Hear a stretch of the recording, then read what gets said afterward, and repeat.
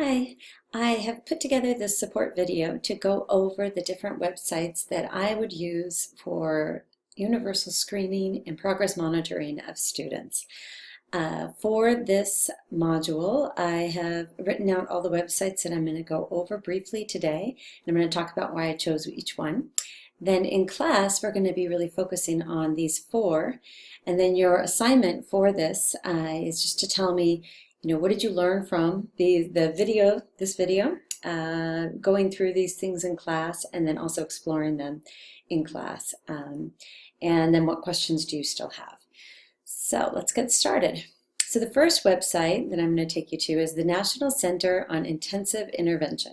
And this is an American Institutes for Research website, and what they've done is they've looked at academic progress monitoring, and then they went to see how much each one of these different measurements, actually how reliable they were, the validity, and just overall how well they work. So you can see Aimsweb there's a lot of different subtests for the different grades, and it actually does pretty well as being reliable. So these are all Aimsweb. And then you can also see the CBMR, which we're going to go over that website as well. Dibbles is a very common one, and Easy CBM. And then the list goes on, and I'm not going to go through that as much, but just know that this website is here if you wanted to talk to your district or your school about different different tools that you could use online. So here's actually the Aimsweb website, and you can see right here, this one does cost money, but sometimes the districts have no problem paying for those. They do give free webinars on how to use the website and how to use the different resources. And so I will just show you the resources are right there, training is right there, and then here's the different subscriptions that you can have. The Aimsweb Complete, the Math, the Reading, or the Language Arts. Then you can also see that they have like closed tasks, CBMs, written expressions, so then they go down with a few more things in that. It's a great website if your district's willing to pay. The next website I wanted to highlight was the Center on Response to Intervention. And here they go through and they talk about RTI in a great way. They go through the progress monitoring, and the screening. The screening was the one I wanted to show you on this one. The screening, and then they actually give you some screening tools and things that you can do. So I highly recommend this website for getting to know the essential components of RTI. And then here it shows all these different assessments that you can use. So you can see Aimsweb is here again. And then what area, how generalizable they are, reliable, validity, do they disaggregate for diverse populations, how long they take to administer. Let me just pull that down. Scoring, and then the benchmark and norms. So as you can see, there's quite a few here, and you'll see Dibbles again, and Easy CBM, and then as I mentioned before, the list goes on and on. So this is a great website to also check just to see, how easy and supportively you can implement this into your classroom. The next one is the Literacy Information Communication System, Assessment Strategies and Reading Profiles. So once again, it goes through, and this one tells you about different published tests and how what it is that they're actually looking at. So this one's really great for if you find these tests in your school site, which you might find like the Gray oral reading test, then really what is it measuring? So I wanted to show you this site. The next one is a charting in Microsoft Excel. So one of the things that we talked about with response to intervention was being able to actually chart the students' progress. So you have a visual to see, are they improving? Have they stayed the same, or are things getting worse? And so I like this website for just being able to learn how to, use different types of charts, pivot tables, all of those things, charting statistics, that might be helpful for you to demonstrate how your students are doing and keep track of it. Here's another one. This is Graphing Made Easy, and this was actually designed for a school psychologist, but I found that it's really helpful, and this one's templates for CBM, Dibbles, and BEA. So you can see, once again, the CBM and the Dibbles is coming back, and they also have behavior monitoring and different forms and tricking it out, so how to customize and personalize your graph. So it's a good website. And that one's for if your district hasn't supported you with paying for one. So here is the Research Institute on Progress Monitoring. And here, this is actually the Office for Special Education Programs funded this group to make these progress monitoring systems. And so you can scroll down. Well, here's a film on response to intervention if you want to watch that. And then you can actually click on the products, and you can see that there's a lot of different things that might be helpful in making sure that you are supporting your students. Then there's the Rubric Maker. Now this is Ruby Star, and you can actually create a rubric on your own. So you can create a rubric for these different academic areas, or you can find one. And so here I'm going to put in writing, and I know that's really general, so a lot is going to come up very shortly here. And basically, so you can see they've got all 462 pages of different writing rubrics that have already been created and published. So you can just go first grade, fourth quarter, and you could see that we've got this rubric that's looking at sentences, spelling, grammar, and handwriting. They go through and explain what advanced, proficient, progressing, and beginning look like. And you can either download this, or you can, like I said, you can create your own. You can put together a login or sign up for it and put together a login, and then it also stores all of your different rubrics. The next one is Teachnology, and this also makes rubrics. So you've got the Rubric Maker membership, but they also go through and have different supports for basic reading skills, handwriting. So you can see these are all different rubrics that are out there. Let's go to science, because we spend a lot of time on reading, writing, and speaking, but we don't sometimes look as much into the sciences. So I wanted to show you this. But here we go. We've got a lab report rubric generator, and you can choose and pick a picture that you're going to do. Let me see. I can do that one. And I actually didn't put my name. So Toro and Jazz. And then you hit Generate Lab Report Rubric, and here we go.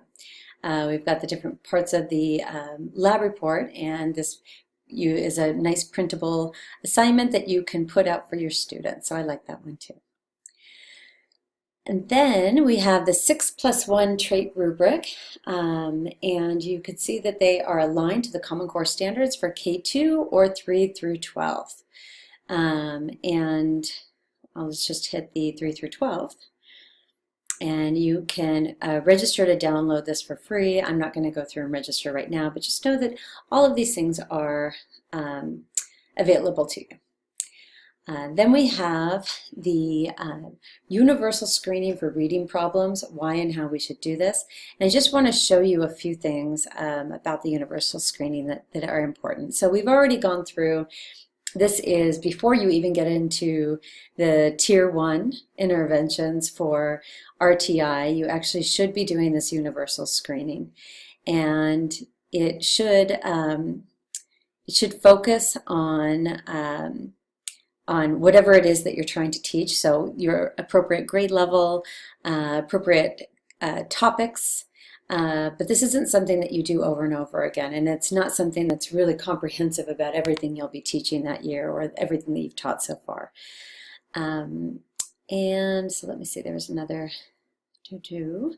So multiple measures are more accurate than a single measure. So one of the things I like to think about is that we don't just give one test and then determine that that's exactly how this student is performing, but rather we give a test and we compare it with, you know, some of the students' work samples, maybe give more than one test and talk to teachers, all of those those different pieces to really pull together an understanding of all your students.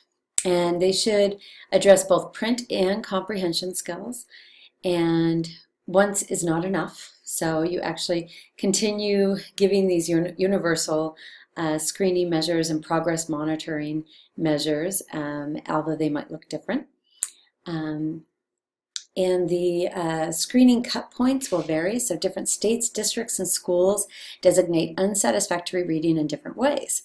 So this means that a school or district must select its screening cut point in accord with the specific criterion it will use later to measure reading ability.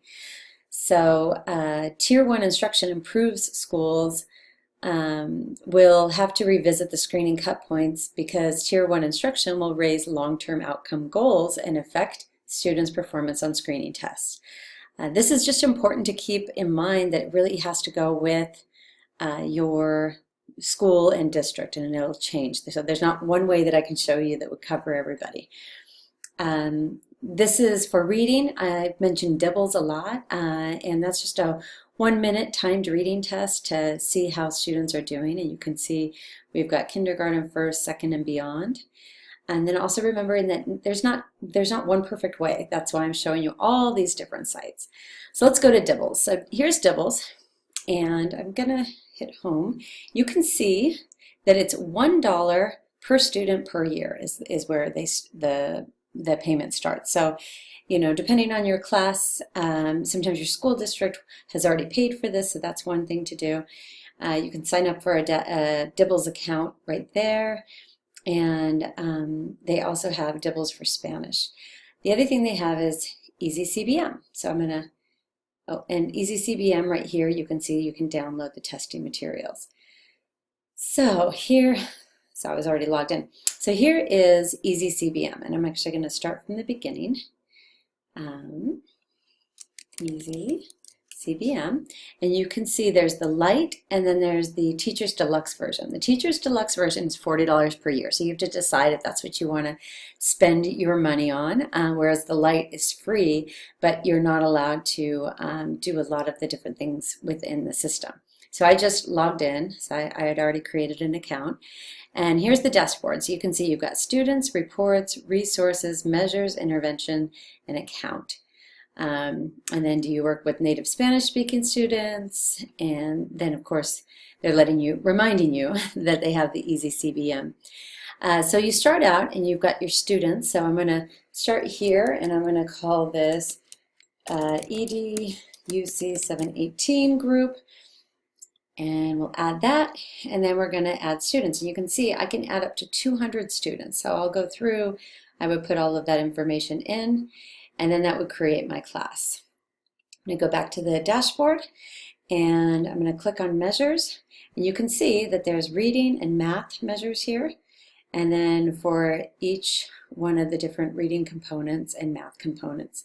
And they give you a student copy. Yeah, so you get the student copy and the assessor's copy for some of these, and you've got the student's copy and you enter the score there. So, and you can also preview these or take them online.